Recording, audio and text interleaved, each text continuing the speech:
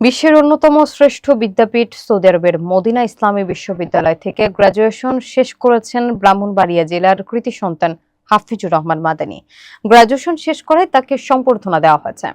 S M শাহাগীর মৃধার প্রতিবেদনে থাকছে বিস্তারিত। সোমবার বিশ্ববিদ্যালয়ের ৬১তম সংবর্ধনা অনুষ্ঠানে তাকে সংবর্ধনা দেওয়া হয়।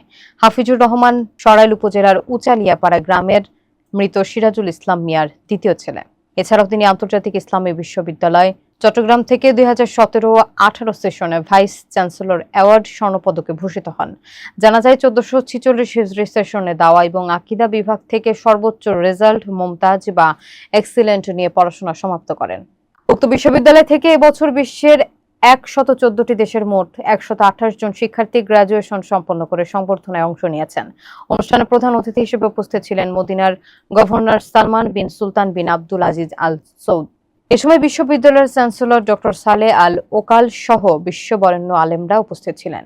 হাফিজুর রহমানের বড় ভাই মোহাম্মদ আনিসুর রহমান জানান, আমার ভাইয়ের এই কৃতিত্বপূর্ণ ফলাফলে আমরা গর্বিত। তিনি দেশবাসী সকলের নিকট তার ভাইয়ের জন্য দোয়া প্রার্থনা করেছেন।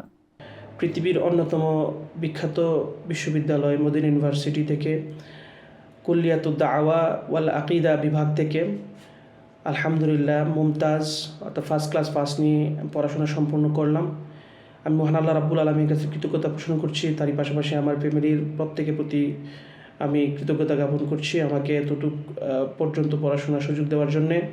এছাড়া আমি দেশবাসীর কাছে দোয়া কামনা করছি আল্লাহ যেন আমার ভবিষ্যৎকে সাফল্যমণ্ডিত করে। আসসালামু আলাইকুম ওয়া রাহমাতুল্লাহ।